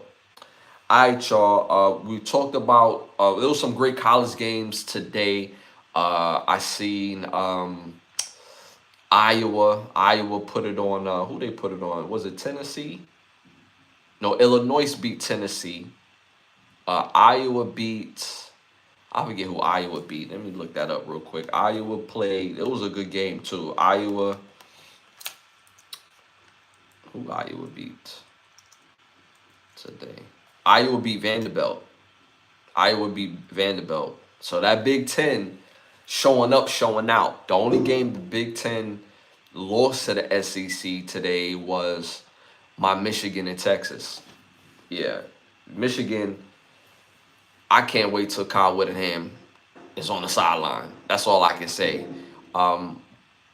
We shouldn't have lost that game, but we should have lost that game because even though Wink Martindale is a great defensive coordinator, I think him calling the game as a head coach hurt our defense because we just look out of position every single play. Like every time Arch Manning had a big play, we just look out of position every single play. So I believe that because he had to worry about the whole team, it hurt the defensive side of the game. So, and that was a close game for majority of the game, but our quarterback, he has some, he has some. He had a growth game today. He had a growth game today. He threw about 3 picks. And 2 of those was in the fourth quarter, late in the fourth quarter. But I think he's going to be bigger and better than he was this year. Growth game. I've seen a difference in him in this game than all season. And we got to get some receivers. We got to get some receivers for this man. We got to. One thing that I'm seeing in college football and in the NFL, we miss and we need receivers like Michael Irvin, like Terrell Owens, like Chad Ochocinco, like Jerry Rice, like Reggie Wayne, like Larry Fitzgerald. We miss those type of receivers. Reason why is because those type of receivers come back to the ball. A lot of these receivers in college and in the NFL, when the ball is in the air, they do not attack the ball. They bail out. So now when you're bailing out because you're afraid to get hit, I named those receivers because they wasn't afraid to get hit. They will come back to the ball. Not only do you avoid the defender, but now you don't leave your quarterback hanging. And a lot of picks could be non-picks if y'all come back to the damn ball. That's one of the reasons why I love Jamar Chase, because when that ball is in the air, he attacks the ball. When T. Higgins, when that ball is in the air, he attacks the ball.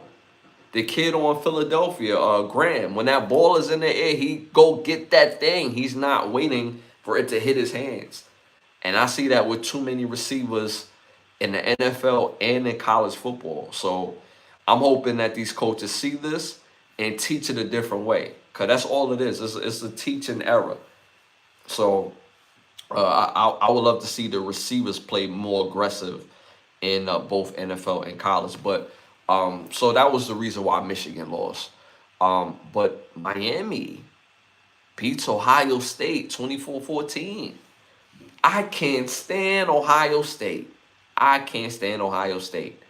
But I hate the other conferences way more than I hate Ohio State. I gotta be honest. Can't stand Ohio State. They sore losers. They create rules so they don't feel bad when they lose. But I still respect them in a way because without Ohio State, we wouldn't be Michigan. And without Michigan, they wouldn't be Ohio State. So when they go on and play, I'd rather see Ohio State win than an ACC team, than an SEC team, than a Big 12 team. I'd rather see them win. So the fact that they lost to Miami, and Miami played a great game, by the way. From the word go, Miami was on it. You felt the energy in the room. Ohio State didn't really come to play until the second half. And by then, I wouldn't say it was too late, but they didn't play enough opportunistic football for them to win that game. Miami, even when Ohio State made big plays, Miami answered back with another big play. So congratulations to Miami. They deserve to win. And moving forward, they're going to be a scary team to play. And that's kind of strange because the ACC is a mediocre conference. It's a mediocre conference. Florida State don't got that swag no more. For the large part, Miami didn't have that swag for a long time. Clemson don't feel like Clemson anymore. Like their best teams are basically mediocre. I can't remember the last time Virginia Tech felt like Virginia Tech. Mediocre conference. Miami showed up and show out. Showed up and show out. So all due respect to them, man. They balled out and they earned that win. And shout out to Miami and Ohio State. We'll see y'all next year, baby. Shout out to USC. Shout out to Penn State. Shout out to Michigan State. Shout out to Ohio State. Y'all already know what time it is. It's Michigan time. They not gonna want to see us next year. Y'all gonna hate me when we beat y'all next year. Oh, y'all gonna hate me. Y'all gonna hate me. Y'all gonna hate me. That's all I gotta say.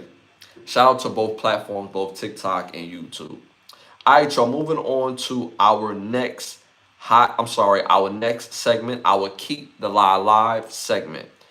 This is 2026. We in 2026. Happy New Year's to everybody. Major, major love, major, major respect. So my Keep the Lie Alive for this episode is get to the ladies. Let's leave this behavior in 2025. And I will say this, ladies, focus on the results. Ladies, focus on the results. By and large, I'm seeing ladies in comforts when they end a relationship, they say, I left. I left. And I'm saying this because not only we've had some public relationships that ended, but I've seen in personal relationships where women find comfort in saying, I left. I'm the one that left. Let's leave that in 2025. Because what's the result? What do you gain? Not only you lose protection, you lose some sort of validation, some sort of resources. What is the result? It's over. Whether you left or whether you the person that got left, it doesn't matter. Nobody's gonna rank it higher whether you like when you start talking to a new guy, ladies. We don't view the relationship or your past relationship whether you left or not. We just know that it's over. To our recollection, we don't care if you left or not. We don't say to ourselves, yo, she left, so he had to do something where their relationship is not over. Men, we don't think that way. We are very result based. So if you want a man to look at it a certain type of way, one, have some sort of positive energy with your ex if it wasn't all bad. Secondly, real talk, We don't necessarily care as long as you're not giving them access to what we have access to or what they have access to. We don't care. So whether you say you left or he left, it doesn't matter. At the end of the day, we don't view that differently. The only person that it matters to is you. And what's the result of that? What crime did it solve? What trait did it heal? So let's leave that in 2025. I left. It doesn't solve anything. It doesn't put you in a higher ranking in dating. It doesn't. What will put you in a higher ranking of dating is just by being positive, not being toxic, having great energy. And we see this all the time. Like, I've seen another public relationship where they say, oh, this and such and that person is not together no more. Well, I left. But you also have children and this man doesn't. So you may have left or ended it, but what's the result of you leaving? Now, it's one thing if somebody treats you negatively, and I'm not saying stick around for the toxic, I'm not saying stick around for the bad relationship. Leave. But what's the result of saying I left? Instead of just saying the relationship ended. And focus on what needs to be focused on, which is the next person that you actually want to be with. So that's my Keep the Lie Alive for this episode. Ladies, keep that in 2025. Don't focus on the I left and focus on the results. Shout out to y'all. Y'all been amazing all show long. Shout out to Ike Love. Do you think the Steelers not having DK will result in their loss? I said that earlier. Yes, I said that earlier. I think the Ravens will beat the Steelers. I think the Ravens would have beat the Steelers even if they had DK. It doesn't matter. It doesn't matter. The energy is too high for the Ravens right now for them to lose, in my opinion. They got all the momentum. I left makes it seem, shout out to Ike Lover. I left makes it seem like the other was the problem. Yes, it does, right? But let's say the other person was the problem. Let's say that you actually left, right? But the results is still the results.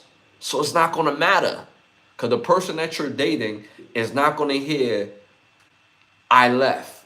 They're not going to hear that this person treated me this way, so that's why I left. The result is that y'all not together. Because maybe I'm speaking for myself. I don't care.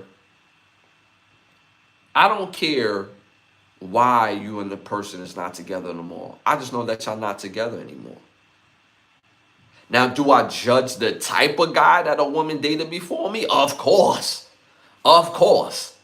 If he's a lame-o, I'm going to judge. And to me, what signifies a lame-o, in my opinion, with past relationships that, a past relationship that a woman could have had, if it's that woman took him serious and he's like jokey, he has like a jokey nature on taking her serious. Like he feels better on like saying like, yeah, she took me serious. I didn't take her serious. He's jokey. So what about your energy allowed for that to happen for a period of time for him to be considered your boyfriend? He jokey. If he's not up to par, meaning he don't take care of himself, he don't take pride in how he look and the type of energy. He doesn't have to be, he doesn't have the most expensive clothes, but you don't need expensive clothes to have style and to keep yourself clean. If he doesn't keep himself clean and somewhat stylish, I'm going to kind of judge it like, damn, you like bums? If he keep himself up like a bum, and like I said, that's why I clarified that. Not having expensive clothes, you can still be clean. You can still be smooth. You can still be stylish without expensive clothes. You go to the thrift store and go crazy and be super fly. If you got a dude that you was dealing with that don't keep himself to par, then what kind of woman are you that allows a person to enter you and they don't have good hygiene or don't keep themselves up? And most women that think highly of themselves want a guy that can get other women as far as the attention from other women. When a woman deals with a guy, she don't want her guy to walk in the room and no woman be like, damn. All women want that. All women want a guy that when they guy walk in a room, other women could be like, damn.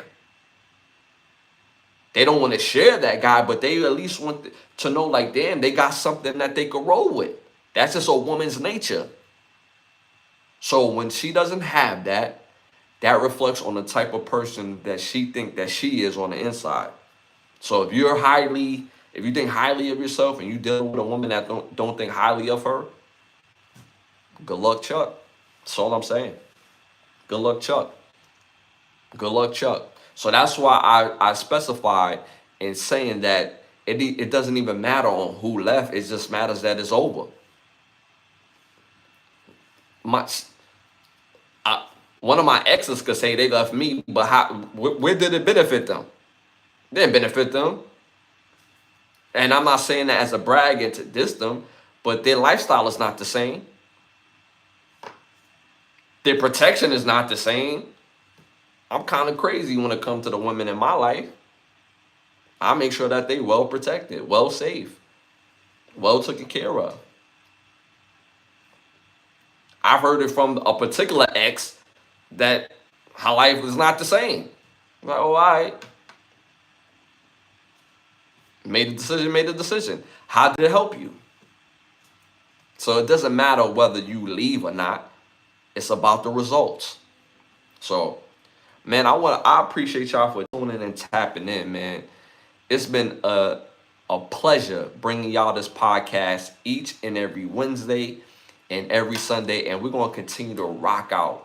The best is yet to come. 2025 was amazing. It was amazing. The amount of subscribers, the memberships, amazing. I want to thank y'all for helping the show grow. And I know in 2026, I honestly know it's going to grow to a higher level. I honestly know that.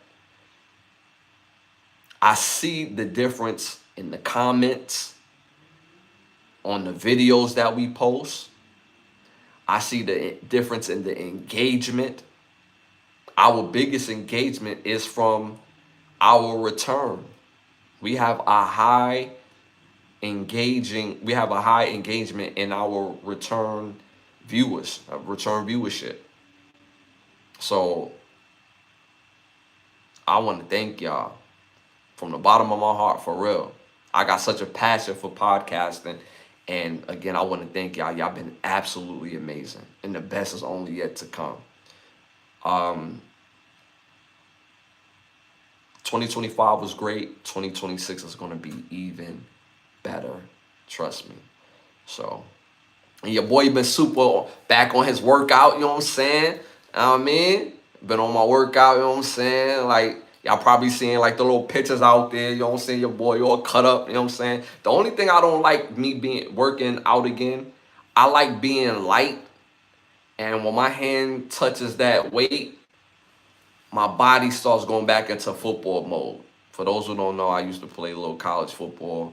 And when I was in college, I was 230 pounds like this, right? And I was comfortable being at the weight that I am at. I was at like 170 for a minute. My hands start touching that damn weight, them dumbbells and that, like, I'm at 190 already, y'all. But that 190, you see it, you know what I'm saying? Like, it's swolely over here, pause, you know what I'm saying? It's real out here. So I gotta taper that down to 180. I'm gonna take some of the weight off the bar, you know what I'm saying? I ain't trying to be like, you know what I'm saying, back to 230. It's just that muscle memory, you know what I'm saying? But 2026 is gonna be even better. Bigger goals, better goals.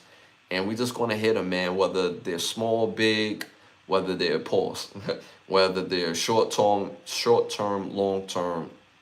It's all about great energy and positivity, man. So I want to thank y'all, man. Also, a shout out to the presenting sponsor of the podcast, which is Button Snaps, where you get the finest of movies, shows, documentaries, and original content for your viewing pleasure of $4.99. Again, that's button snaps. Also want to thank OUV Records. You see it right here. Make sure you go to Instagram at OUV Records. Stay in tune to the latest music and merchandise. The label motto is create, document, and inspire. Also be on the lookout for the new OUV Records app. It's going to exclusively drop all of the music, and you already know the story. I'm going through the app and having our own with OUV Records, mainly because the update with Apple and Spotify, it doesn't benefit us as artists, and it doesn't give y'all a great listening experience. So this is going to absolutely be fire. Also, new comics and animation series is being developed on World Domination, on my characters. It's original IP. I do movie ideas each and every episode, and we actually putting these ideas into works. So I can't wait for y'all to see that as well. Again, we're on the road to 20,000 subscribers, a little over 12,000. Continue to like, subscribe, share, hit that all notification bell. That helps with the growth of the show. Man, y'all been amazing. Shout out to Patrick, man. He was holding it down on his mods. At the end of the day, the people meant to be in your life will be there, and those who are not will be history. Have a great night, my dude. Appreciate that, man. Appreciate Patrick. That is an absolute fact. I had to drop some people this year. I had to drop some people that I would have never thought in my wildest dream that I had to drop. I had to drop people in my wildest dream I never thought I would have to drop. And it was a multitude of reasons. But it's unfortunate. It really is. Because you get all these questions in your head. Were you really ever friends? Were you really ever tight? And it make you relive the moments where you called into question and you said, nah, I'm tripping. And then when you go back and you're like, yeah, I wasn't. So I had to drop some people that I never thought I would have to, because of the bond, because of the relationship. I just couldn't see it. So it's just amazing how life works. In order to elevate, sometimes you have to cut weight. And the craziest thing is that you have to cut them off. You know it. The older you get, you know when you have to cut somebody off, especially when they've been around you for a certain period of time. You just don't want to. You like, and I ain't no way. You try to find a way to keep people in your life, especially that you feel that it's solid. But you feel that they solid based on what they say and not what they do. That's scary. That's scary, but also liberating. It is what it is. We only get one life to live, and we in 2026. Can you believe that?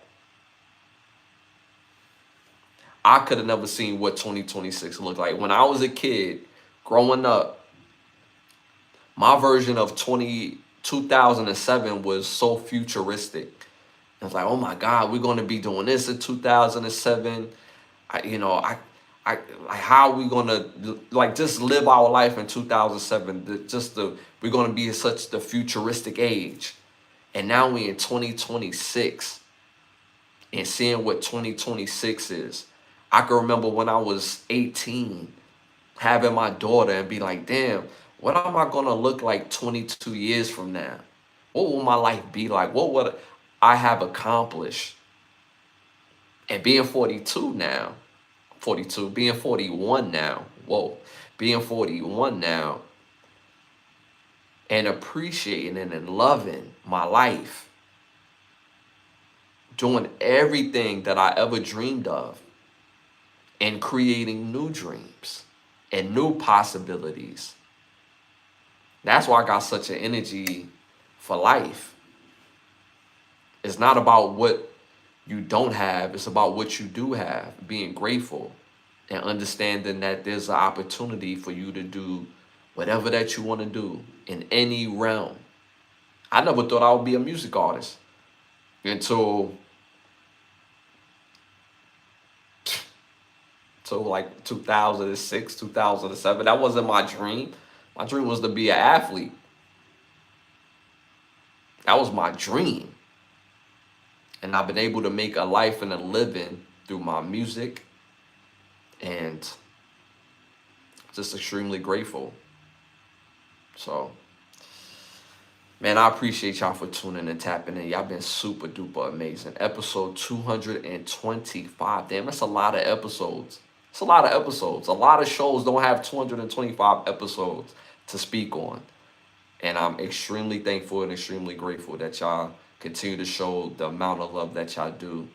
And even YouTube, sometimes, not sometimes, all the time, YouTube don't even show the true numbers that we do and that we hit. So these milestones mean the world to me, and I thank y'all for the support. Remember, y'all, do not be an agent of chaos. Do not stand out for being something negative, saying something negative. Have the ability to be positive and standing out for being positive. No Willie Lynch mindset. The only op we recognize over here is opportunity. We celebrate life culture. Hate has a location, but it's just not here. Shout out to Patrick. It's crazy back in the future. I'll always say it's crazy back in the future. It's crazy back to the future. Part 2 took us to the year 2015 with flying cars. For real. For real. But we do have flying cars, right? But they not accessible to us. We not flying in the air, but I get the point that you're making. You see what I'm saying? I thought we would be living in that age in 2026. You feel what I'm saying? Because in 2007, I thought we was going to be in the flying cars. As a kid, I thought that. You know what I mean? But seeing 2026 is amazing. And I honestly believe, man, the best is yet to come. The best is still yet to come. We got some more foolery that's going to come down the pike with it now. But the best is still yet to come. It's still yet to come. So, man, I appreciate y'all for tuning and tapping. And y'all already know I'm going to be back this Sunday for episode 226 at 10:30. We're going to have a great time, man. We're going to have a super great time. I feel like I'm missing something. But again, y'all been amazing. Thank y'all for tuning into the New Year's Eve episode and New Year's episode. And look out for the clips. We got the playlist. Can the Brothers Get a Rap podcast playlist? Over 600 videos on there right now. Tune in and tap in. Leave comments. Hit that like button and show major love. I appreciate y'all for tuning and tapping in. And y'all already know, man, it's love. I'm going to see y'all this Sunday at 10:30. I'm out.